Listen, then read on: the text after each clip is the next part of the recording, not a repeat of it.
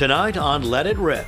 Before I became a state rep, I owned small businesses, created hundreds of jobs, and ultimately we want to make sure that people have good paying jobs. If he wins in November, Sri Tenadar would represent the 13th congressional district, making him the first person who isn't an African American to represent Detroit in decades.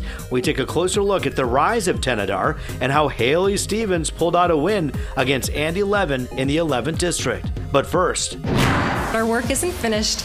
My friends, we are just getting started, and I hear it's going to be a rough ride. And a long 3-month ride as Tudor Dixon takes on Governor Whitmer in the November race for the state's top job. Our panel talks about the heated battle. For the first time in Michigan's history, 2 women vie for the job. What will it take to win?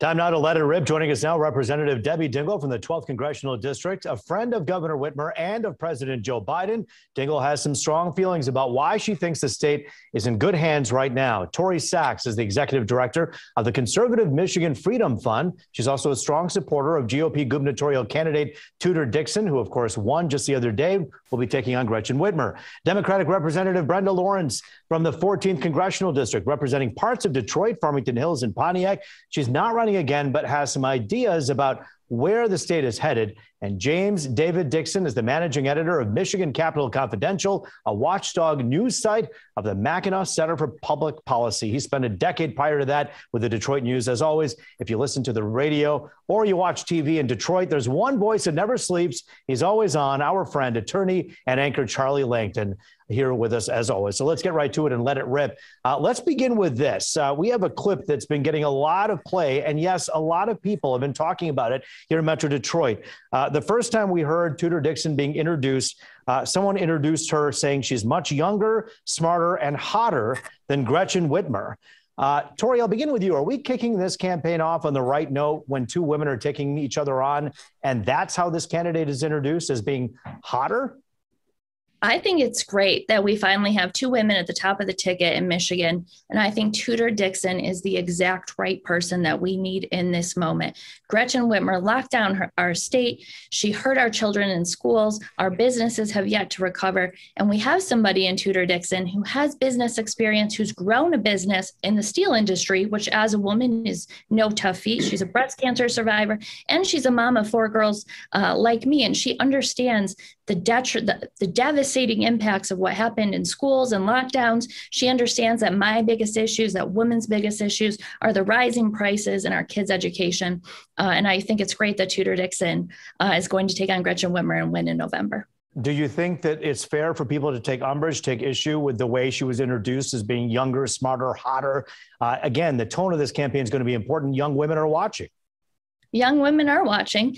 And I think what one person says, whether it's on our side or their side, is not what this campaign is going to be about. This campaign is going to be about education, about public safety. Our streets are a lot less safe than they were 4 years ago, whether in the east side of the state, west side of the state, northern, southern Michigan. And those are really the issues that Tudor's focusing on, and that's why I'm supporting her.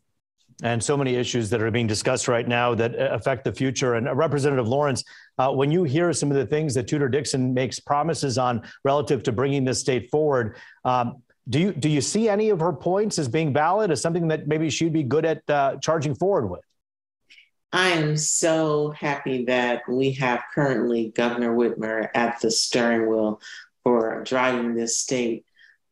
This will be a campaign, and I'm so confident that as we continue the depth of knowledge, the results-driven proof that Gretchen Whitmer is the person to continue to lead this country. We went through a pandemic under her leadership, and she stepped up. She made those hard decisions. She put people over politics. And as we continue to move forward and building the roads, look, she ran on a campaign to fix the roads. Now she's fixing them. You can't go anywhere without seeing the roads being repaired. She cares about our children. The fact that we have 2 mothers is not elevating one over the other. One has 4, one has a less amount of girls, but that's not a conversation. And, you know, if you really want to go there, which I think is very petty, Whitmer is educated. She is a proven professional. And at one time, she was voted the most attractive legislator in the country. But believe me, as a woman, chair of the Women's Caucus, how dare you equate my ability to the way I look?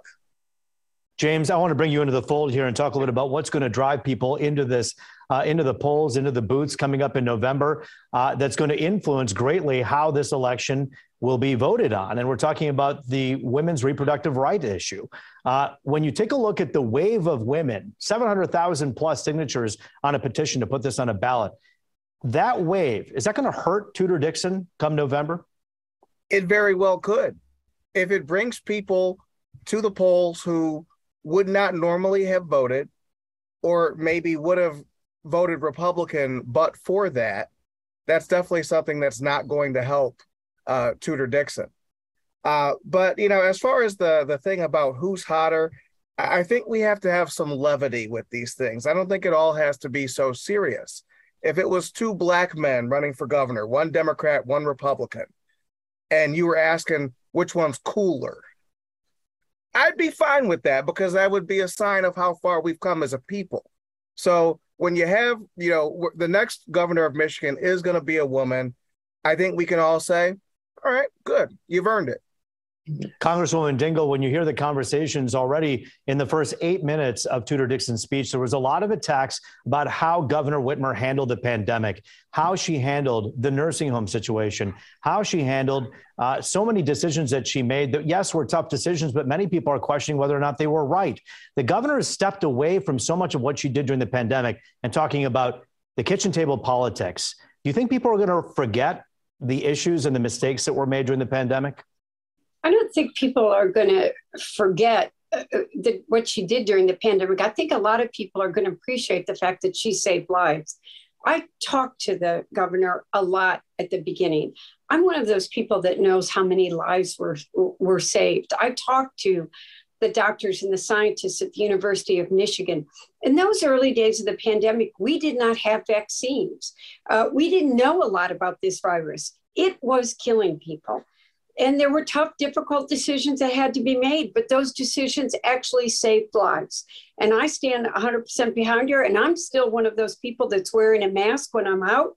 Fact of the matter is, we're at a high level again in the state of Michigan. CDC is telling people they should wear their masks indoors. I do. A lot of people don't. I hope when the winter comes, we don't see a lot of people getting sick again. But to go to the broader subject, I agree with Tori. It is great that there are two women that are running at the top of the ticket. I think this is going to be a very serious campaign. I think that it's going to be a hard fought out campaign. I'm glad that choice is on the ballot, because I think there are a lot of people that might not come out that will come out because they do realize that elections have consequences. And James, I would be very careful in even answering a question if there were two black men about who was the coolest. But I think that for men, that word isn't as offensive as the word hot is. And in this day and age, a woman wants to be judged on her ability, what she can do and how she gets the jobs done. And I just think people need to be a little more sensitive to how they describe a woman. So someone like me has to let it, like Brenda and I probably, don't, if someone would even say that, we got to let it roll off our backs. But we need to really think about what that word means to women who are working really hard to just be appreciated for their value and the jobs that they do. Charlie Langton, I want to bring you into the fold. You're hitting the streets each and every day, talking to people. Yes, at the polls even the other day. What's going to decide this race? Well, I think a lot of things. First of all, if you're just looking at history here, the last time that an incumbent governor lost was way back in 1990. I don't know when you were born, Roop, but it was 1990. 76. Not close, but I hear you. Oh, I understand. But it was way back with John Engler. Remember, Jim Blanchard was running for a third term back then. So a lot of things have changed then. So that's history. Also, let's look at the money in the bank. Governor Gretchen Whitmer hasn't had to spend one penny in this primary, whereas Tudor Dixon did have to spend a lot of money. So the governor's got her by a lot with the money aspect already. It's a big advantage. And I do think Roe versus Wade is going to be an issue that really gets Democrats out to the polls. And the other thing is that Tudor Dixon got the Trump endorsement, which is good for the primary, but I don't know how much that's going to translate into dollars. I want to see that. I don't know that Trump endorsement is going to, translate to dollars. So I think she needs money, Tudor Dixon, to make it competitive. But if you just look at history and the money already, I would say that at this point, it is Governor Gretchen Whitmer. And then as an aside, last thing, that hotter comment came from the co-chair of the Republican Party. So, and who's been a guest on, Sean Maddox has been a guest on this program many, many times. So I agree with James, a little levity there. But the bottom line is history, I would say at this point, Governor Gretchen Whitmer has the edge. Well, I'll tell you what, it's not up to us guys to decide what's levity and what's offensive. I can tell you, though, our Fox 2 Facebook page and so many viewers had chimed in about that comment. That's why we brought it up, and that's why we're having this discussion. So thank you, of course, for bringing up the point and to discuss it as well. I want to go right to Tori and talk about dollars. The war chest is incredible that Governor Whitmer has with her. Of course, $14+ million. At one point, she actually had triple what all of the Republican candidates had in their bank together. Dollars matter in terms of advertising, in terms of getting the vote out. Should Tudor be worried about that? The Democratic Governors Association, which is a political ally of Gretchen Whitmer, Democratic governor, she's their top priority in the country this year. They spent $2 million in the last week of the Republican campaign trying to get Tudor Dixon off the ballot, trying to knock her off in the primary, have somebody else win, because they know that she is the toughest person that the Republicans had to go against Gretchen Whitmer. So I'm not worried about Tudor getting outspent. Incumbent governors always outspend their challengers. I don't think that's going to be a big thing here. But I think Tudor has proven that she can withstand such an attack from the Democratic governors. Remember, the last week of the campaign, she had her Republican opponent who spent $10 million with over $1 million on TV attacking her. And she had the Democratic Governors Association with $2 million on TV attacking her. That was the most money that was spent the entire primary. So if I was Tudor, I would not be worried about the money. She is going around. She is raising money. People are really resonating with her message. Again, lower prices, better education, less crime, more focus on safety. And those are the issues that everyone's talking about. And just yesterday, driving down 96, the roads are flooding again. It's road flooding season again in Michigan, right? Like no one thinks that the roads have been fixed. And if they are fixed, they're flooded. So good luck getting through them. Congresswoman Lawrence, want to give you the podium, so to speak, here for a moment, and the mic, and talk a little bit about the roads issue. The governor did run on that, of course, 4 years ago. And yes, there's a lot of orange and white out there, but there are a lot of roads in disrepair still. Do you think that's how people who are living in your district are going to decide this? I am confident because I was out election day and I'm still a congresswoman, so I'm in touch with my constituency. And what they hear, they want, what most people want is their government to work. When they see the cones on the street and they see a deliberate effort to fix the roads. And as we know, the condition of roads in Michigan, we had probably one of the highest level of D-rated roads in the country. And so I just went to Ohio, and as soon as I hit that welcome to Michigan, it was boom, boom, boom, boom, boom, boom. And that road has been like that for a long time. But yeah. I feel that the progress that we're going to see being made, and we have to tell our story. And that's why this is going to be a really good campaign, because Whitmer has a story to tell. She has results. And yes, she has to be held accountable for every last one of them. But to say how we survived, being one of the first states that had the rapid growing level of deaths and what we went through, and to look at our educational system as we in Michigan are losing people, schools are struggling to accommodate a smaller group of children, and just to fight for our right to educate our children and not to be told what we can and can't teach our children based on a political agenda. Congresswoman, we're going to continue this conversation on the other side of the break as we continue with our panel here on Let It Rip. We're going to actually tackle the congressional races that, of course, have so many people talking as well, especially the 13th congressional race with Sri Tenadar coming out on top. What happened there and what's the future looking like for that district? We'll be right back.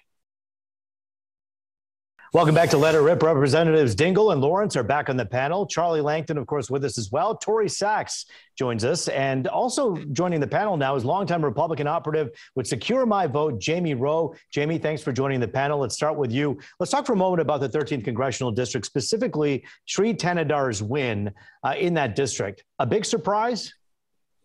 I wasn't surprised at all. I thought Sri's ad campaign was very effective. I thought that it coming down to Oye and Sri was an interesting battle, and what they were going after each other on, or what their allies were going after each other on. But one way I like to test it is when we had Fox 2 on here in the house, my daughters loved Sri's ads. And I think Sri had a very good ad campaign, and it paid off. Well, let's talk about what this looks like from a demographic point of view, specifically in the city of Detroit. Representative Lawrence, for the first time since 1955, no Black representation from Detroit in Washington.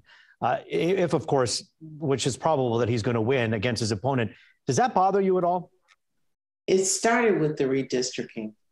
Detroit, or Black population, period, is not a majority in any of the districts. The redistricting brought down the voting power.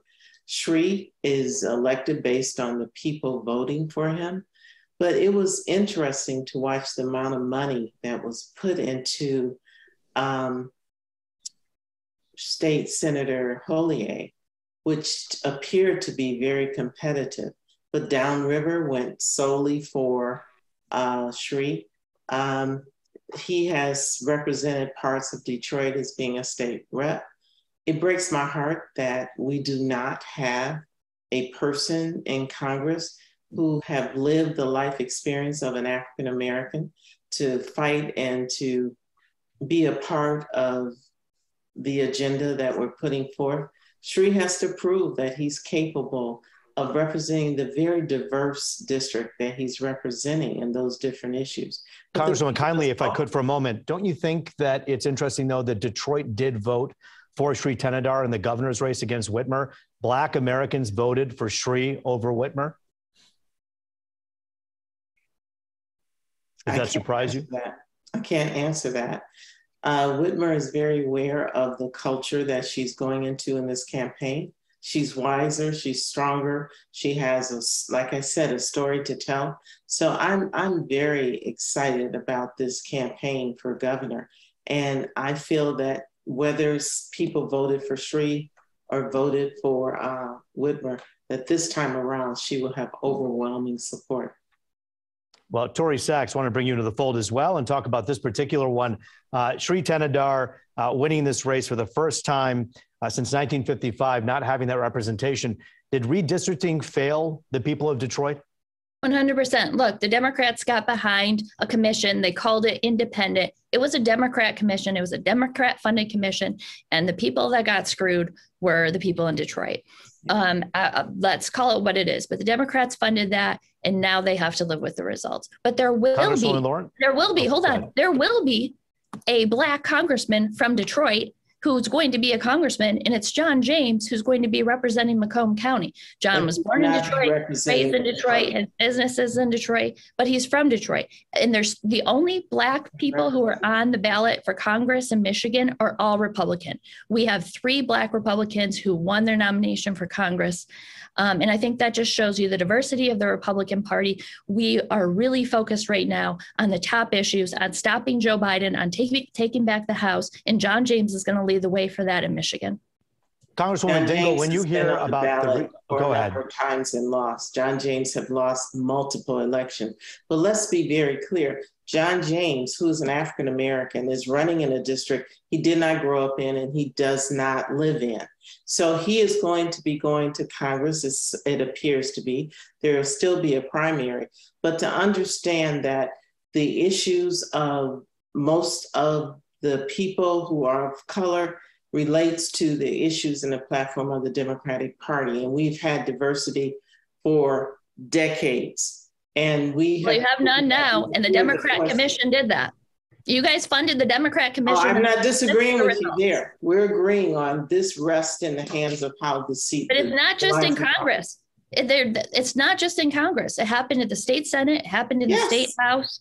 All the way up and down the ballot. Congresswoman Lawrence, do you regret not throwing your hat into the ring after seeing the results of what happened on the 13th to give Detroit and Black Americans representation? Repeated this, and some people said you should have ran. Everyone has that right to make that decision when you decide to retire, and everyone has to make a decision. It was my decision to make, and I didn't make that after just limping through for a couple of years. 30 years I have been at the seat, taking the oath to serve and protect through all kinds of challenges with my family and everything else. I served. And I dare anyone to be at a job for 30 years and then say someone else, you shouldn't leave. That's why I was so adamant about endorsing a candidate to replace or to go to Congress. I supported Haley. I supported Portia Robertson. I supported state senators and others to do the work. And if I died tomorrow, and I just regret that we lost the Congresswoman who was a Republican, and I had an excellent relationship with her. But you know what? By the end of the week, they'll have another name up to run for her seat.